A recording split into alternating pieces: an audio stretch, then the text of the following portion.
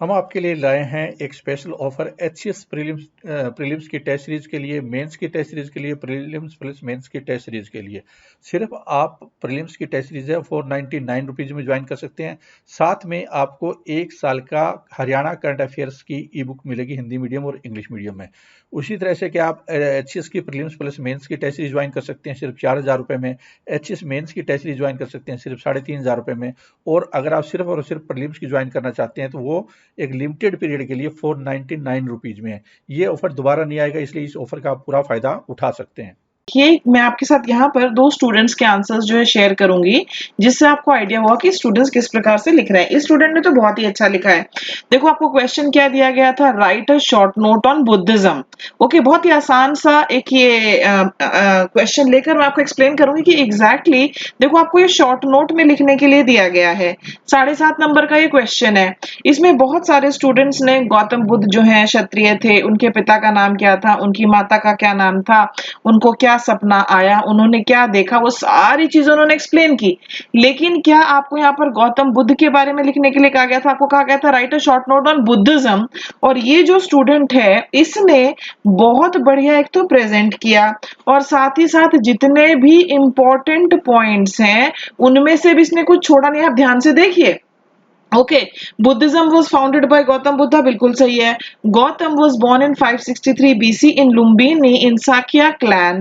He left home at the age of 29 in search of absolute truth, and he attained enlightenment at the age of 35 at Gaya. For the next 40 years, he roamed about places, from place to place, and preached his doctrines to the people. What are the main tenets of Buddhism? फिर ये इस पर आ गए हैं, ठीक है। ये इतना भी इसको कर सकते थे कि Buddhism was founded by Gautam Buddha, और उसके बाद फिर जो मेन टीचिंग्स है बुद्धिज्म की, सीधे उस पर भी आ सकते थे, क्योंकि आपको शॉर्ट नोट निकले के कहा गया है। अब इन्होंने इनके जो 4 नोबल ट्रूथ्स हैं उसके बारे में बताया है। सबम दुखम, okay, sorrow has roots in desires, it can be stop through elimination of desire. और एक इसमें चौथा पॉइंट जो इन्होंने छोड़ दिया, एक तरफ तो सब जन जो है, सारी जनता जो है, सबम दुखम, सब दुखी है, दुख का कारण है, दुख का कारण हमारी डिजायर है, sorrow has roots in desires, it can be stopped through elimination of desire। आप डिजायर को बाहर कर दीजिए, ये दुख दूर हो जाएगा। डिजायर को बाहर करने के लिए आपको अष्टांगिक मार्ग पर चलना होगा। और उसके बाद फिर ये आ जाता है और कहते हैं कि एग्जैक्टली एट फोल्ड पाथ है क्या। It can be summarized into 3 as right conduct, right concentration and knowledge to eliminate desire and find absolute truth. इसी चीज को बहुत सारे स्टूडेंट्स ने एक अच्छे खासे बड़े पैराग्राफ में, जिसमें 70-80 शब्द है, उसमें समझाया है। और इनको देखो, 1 2 3 4 5 6 7 8 9 10 11 12 13 14 15 16 17 18 19 20 शब्दों में जो है इन्होंने पूरे का पूरा 8 फोल्ड पाथ जो है यहाँ पर समझा दिया। उसके बाद ये जो रिलीजन है, इसमें बुद्धा, धम्म और संघा जो है, ये 3 रत्न है। फिर त्रिपिताका जो है वो इनकी रिलीजियस बुक्स है। Sutta Pitaka, Vinaya Pitaka, Abhidhamma Pitaka, which explain the doctrines of Buddhism. आप में से बहुत लोगों ने क्या किया, सिर्फ इतना कर दिया, त्रिपिताका, सूत पिताका, विनय पिताका, अभिधम्म पिताका, बस खत्म। ये जो लाइन इन्होंने जोड़ी ना साथ में कि these explain the doctrines of Buddhism, ये एक तरह से जो है आंसर को कंप्लीट कर रहा है। फिर एग्जैक्टली ये रिलीजन क्या कहता है, egalitarian in character, sanghas were administered on doctrine lines and everybody irrespective of race, caste, sex was accepted in sangha। बहुत ही अच्छा। और एक तरह से आप ये कह सकते हैं कि ये जो स्टूडेंट है इसने प्रेजेंटेशन पर भी काम किया। ओके, पॉइंट्स भी इसने लिखकर बहुत अच्छे से लिखा। काफी बार क्या हो रहा है कि हम लोगों को, जो एग्जामिनर्स हैं, उनको दिक्कत आ रही है, दे कीप सर्चिंग, जो उनको ढूंढ रहे ना आंसर, वो ढूंढना पड़ता है, वो कहीं किसी लाइन में छिपा हुआ मिल रहा है। इनके केस में ऐसा, इनका प्रेजेंटेशन बहुत अच्छा है, इसलिए इनको काफी अच्छे नंबर मिले हैं। 7.5 में से 5.5 नंबर इनको मिले हैं। अब ये तो था एक शॉर्ट नोट वाला आंसर है। अब एक लंबा आंसर देखो। लंबे आंसर में आपसे पूछा गया है, discuss the factors which led the growth of Magadha empire, also explain the social, political and economic conditions during that time. Okay, 30 marks का है ये, 30 नंबर का क्वेश्चन। अच्छा खासा लंबा आंसर आपको इसका देना है। तो आपको यहाँ पर क्या समझाना है, आप यहाँ पर समझाएंगे मुझे, what are the factors which led to the growth of Magadha empire, और उस समय सोशल, पॉलिटिकल, इकोनॉमिक कंडीशंस क्या थी, आप वो एक्सप्लेन करेंगे। देखो इन्होंने कैसे अटेम्प्ट किया। From 6th century BC onwards, Magad was ruled by capable and ambitious rulers. इन्होंने ये कहा, like बिंबिसार, अजात शत्रु, काला शोक, Mahapadmananda, Chandragupta and Ashok. Magad rode on the path of conquest and aggrandizement from the reign of Bimbisar, which culminated into the integration of the entire North India under Magad when Ashok in 261 BC renounced the policy of Beri Ghosh. Other than this, a number of other factors were also responsible for the growth of Magad. एक चीज जो मैं आप सभी को highlight करना चाहूंगी कि जब आप एक पॉइंट से दूसरे पॉइंट पर जाते हैं, एक पैराग्राफ से दूसरे पैराग्राफ पर जाते हैं, तो बीच में जो एक ट्रांजिशन लाइन होनी चाहिए वो हम अधिकतर आंसर्स में मिसिंग पाते हैं। जैसे यहाँ पर देखो, इन्होंने फर्स्ट पॉइंट में बताया कि मगध जो है शुरू से ही वहां पर काफी शक्तिशाली और महत्वाकांक्षी राजाओं ने शासन किया। अगर राजा शक्तिशाली होगा, महत्वाकांक्षी होगा, तो वो एम्पायर को एक्सपैंड करेगा, पीस एस्टैब्लिश करेगा, ये सब चीजें होंगी। ये जो लाइन इन्होंने लिखी ना, other than this number of other factors were responsible for the growth of Magadh, ये इंपॉर्टेंट है क्योंकि आप में से काफी सारे लोग हैं इसके बाद तुरंत वो दूसरे पॉइंट पर आ गए। अब उसके बाद दूसरे फैक्टर्स में क्या आता है? दूसरे फैक्टर्स में ये यहाँ पर आता है कि यहाँ पर जो लोहा था वो पर्याप्त मात्रा में अवेलेबल था। Magad rulers they exploited the iron mining area. These iron tools and implements were used in agriculture. जंगल वहां पर साफ किए गए, कृषि योग्य भूमि वहां पर बनाई गई एग्रीकल्चर के लिए, लोहे से जो है औजार बनाए गए, हल बनाए गए, फॉरेस्ट क्लियरिंग हुई, military weapons and defensive tools. तो आयरन रिच एरिया था तो आयरन का प्रयोग किया गया, इससे एम्पायर जो है प्रॉस्पेरस हुआ। उसके बाद इन्होंने, बहुत सारे स्टूडेंट्स ने कहा strategic position of Rajgriha and Pataliputra. Rajgriha जो है वो पहले कैपिटल थी, उसके बाद एक गांव था पाटलिग्राम, उसको बना दिया गया आगे जाकर पाटलिपुत्र। ये पाटलिपुत्र कहाँ था? ये जहां दो नदियां मिलती हैं वहां पर था। तो यहाँ का बंदरगाह जो था वो यूज हो सकता था, नदी का पानी यूज हो सकता था, आसपास वाला एरिया फर्टाइल था। और इन्होंने इसको इस फिगर के थ्रू जो है समझाया है। ओके देखो, आपको हमेशा ये सोचना है कि मैं अपने आंसर में ऐसा क्या एडिशनल ऐड करूं कि जो टीचर है वो मेरे आंसर से इंप्रेस हुए। ओके, रेलेवेंट हो तो जरूर ऐड करें। Initially, Rajgraha was surrounded by 5 hills which was impregnable. Okay देखो, होता क्या था पुराने टाइम में कि जब आपने राजधानी को जीत लिया फिर वो युद्ध समाप्त माना जाता था और आप विजयी माने जाते थे। लेकिन ये जो राजधानी थी ये पहाड़ों से घिरी हुई थी। एक तरह से आप ये कह सकते हैं कि इसको जीता ही नहीं जा सकता था इस वजह से। Later on Pataliputra also commanded the strategic position as Jal Durg which helped Magad in military mobilization, taxation on inland waterways and defensive position of Pataliputra. यही है 3 पॉइंट्स जो हम ढूंढ रहे थे कि ठीक है पाटलिपुत्र राजधानी था, उससे फायदा क्या हुआ? उससे फायदा ये हुआ कि नदी का जो पानी था उसको इनलैंड वाटरवेज के लिए यूज किया जा सकता था, जिस पर टैक्स लगाया जा सकता था। डिफेंसिव पोजीशन हो गई पाटलिपुत्र की, और मिलिट्री मोबिलाइजेशन। ये पॉइंट्स पकड़ के रखिए स्टूडेंट, काफी अच्छा लिखता है। उसके बाद अगला पॉइंट देखो number 3, eastern part of empire provided elephants to Magadha. वहां पर जंगल थे, जंगल में गजराज थे, जंगल में हाथी थे, हाथियों का बड़ी मात्रा में इस्तेमाल जो है सेना में होता था। तो हाथियों के लिए भी एक ऑफिसर अपॉइंट होने लगा था जो ये देखता था कि हाथियों का शिकार वगैरह ना किया जाए। तो eastern part of empire provided elephants to Magadha at large scale which were used by Magad in war, first time on large scale to break into forts, transport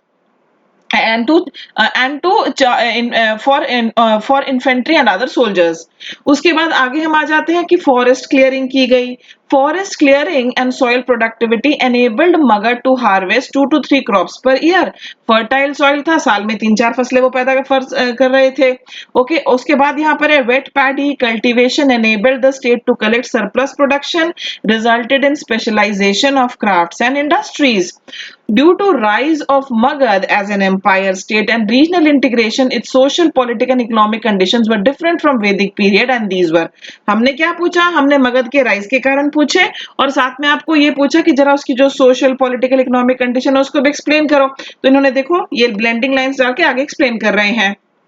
social conditions की अगर हम बात करते हैं, during this period apart from Brahmanican religion, Hinduism, as many as 62 sects emerged in the society. This was a clear indication of dissentiment of society towards Brahmanical social code. Too much ritualism, rigid caste hierarchy resulted into the birth of Jainism and Buddhism as main contenders of Brahmanism. In Brahmanic way of life, there was contention of supremacy between Kshatriya and Brahmana, but Vaishya and Shudra were to serve the upper two classes. Status of women was degraded as compared to Vedic period, and many customs crept into society which downgraded the status of women, like child marriage, polygamy, denying education to them, and subordination to male.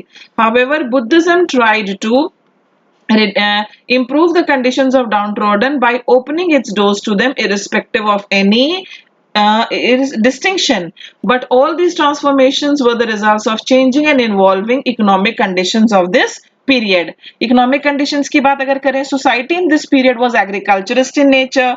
Trade, commerce, urbanization was also flourishing. Agriculture को देखो यहाँ पर इन obviously जंगल clear किए गए और बहुत सारा area जो है फॉरेस्ट एरिया को एग्रीकल्चरल लैंड में कन्वर्ट किया गया. तो increase in the area of cultivation, wet paddy cultivation in middle and lower Gangetic Valley. Tax was 1/6 to 1/3 of the produce.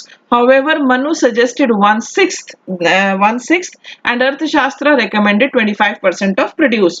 Surplus production sustained the process of urbanization. आगे चलते हैं. Trade and commerce की बात की जाए. Traders and artisans grouped themselves into guild system. Guild was headed by Sethi. Guild ensured quality, quantity and other standard of production. Even rulers honored the Shreni Dharna or guild rulers. State imposed various kinds of taxes and benefited due to urbanization. Guild system also encouraged the specialization in production, as there were distinction between carpenter and chariot maker, hide maker and tanner. This system resulted into political integration of northern India. Political conditions क्या थी? Monarchy थी उस time में. It was and favored by society through states like Vaji, Mal, Panchal and यहाँ पर ganasangha republics. During janapada time we find mention of samaharta and bhagadugha as tax collecting machinery, but during Maurya rule this administrative machinery became elaborate and centralized as mentioned in Arthashastra. There were 16 janpad in early period, but later on it was Magad at center and some peripheral states accepted superiority of Magadha. ये इन्होंने लिखा और सारी चीजें जो इनको इनके answer में लिखनी चाहिए थी उन्होंने लिखी. बहुत अच्छी प्रेजेंटेशन. जहां पॉइंट्स की आवश्यकता थी उन्होंने पॉइंट्स में लिखा, इंपॉर्टेंट पॉइंट्स को अंडरलाइन किया. इनको एग्जामिनर ने दिए हैं 25 मार्क्स आउट ऑफ 30. अब एक और स्टूडेंट का पेपर मैं यहाँ पर शेयर करूंगी और मैं चाहूंगी कि जो अभी हमने पेपर डिस्कस किया वो और ये जो पेपर मैं डिस्कस कर रही हूं आप इनका जरा कंपैरिजन करें, तुलना करें. इस पेपर में भी इस पेपर में भी नॉलेज की कमी नहीं है. स्टूडेंट ने जो है करीब करीब सारे इंपॉर्टेंट पॉइंट्स कवर किए हैं, पर केयरलेस मिस्टेक्स और प्रेजेंटेशन पे ध्यान न देना ये आपको कैसे भारी पड़ सकता है. आप देखो, ये आप सीख सकते हो. कितना नॉलेज है आपको, कितनी जानकारी है, उसको ट्रांसलेट होकर आपके पेपर पे रिफ्लेक्ट होना है. बहुत सारा नॉलेज जो है आपके दिमाग में, पर आप पेपर पर नहीं लिख पा रहे तो कोई फायदा ही नहीं है. और पेपर पर भी लिखो तो अच्छी तरीके से लिखो कि एग्जामिनर इंप्रेस हो. यहाँ देखो, Magadha empire grew as the most potent during its time. Many dynasties like Haryanka, Shishunaga, Naga, Nanda and Maurya ruled over it and made it the robust and most extensive and prosperous empire. There were many great rulers like Bimbisar, Ajatashatru, Mahapadmanand, Chandragupta Maurya, Ashok. Spellings पर जरा ध्यान दीजिए. Bimbisara English में ना आप राम नहीं लिखते, English में आप रामा कर देते हैं. इस तरह से. Ruled over it over different time periods. Magad Empire was strategically positioned. Its initial capital Rajgriha was surrounded by 7 hills, hence it was very difficult to conquer. Later, with expansion of empire, capital was shifted to Patliputra, which was covered from two sides by river, making the empire formidable. कुछ भी underline नहीं करें, लिखा सब कुछ है, underline करो भाई. Other factors which led to its growth are rich mineral resources, availability of forest in nearby area. Forests were rich sources of good quality timber. ये एक इन्होंने एडिशनल पॉइंट दिया जो दूसरे स्टूडेंट ने नहीं दिया हुआ था, वो एलिफेंट्स पर उन्होंने दिया था. Elephants found in the forest were trained and used in the army, making it powerful. Rich mineral resources of the area made the metals easily available for use. Availability of iron boosted making of better agricultural tools, which supported agricultural activities, resulted in surplus production. Surplus production in agriculture improved conditions of art and craft, trade and commerce, brought overall prosperity of Magad and a favorable environment of extension of the empire. Overall condition of the empire was very good. Its all-round development and different aspects of the empire, social, political, and economic, are as under. Social condition: society during the empire was stratified clearly. People were divided on the basis of higher and lower class. Varna system was also there. Okay, इन्होंने थोड़ा जो religious aspect cover करना था, कितने धर्म थे, कौन अनुयायी, वो सब भी लिखना था. Condition of Brahman and Kshatriya was good. Vaishyas and Shudras worked for them. Vaishyas were most tax-paying people and Shudras made for working class. Concept of untouchability entered the society due to Anulom Pratilom marriage. Slavery was also present. Yes, slavery. Bonded laborers were found during this time. बहुत detail में लिखा गया अर्थशास्त्र में कि बंधुआ मजदूर कैसा होगा, किन परिस्थितियों में उसको आजाद कराया जा सकता है, वो सारी चीजें हैं.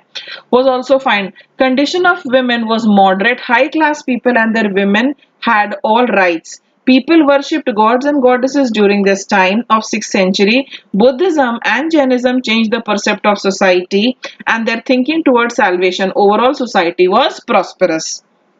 बात करें पॉलिटिकल कंडीशंस की, अर्थशास्त्र of Kautilya and indica of Megasthenes tells us about the rule of the society.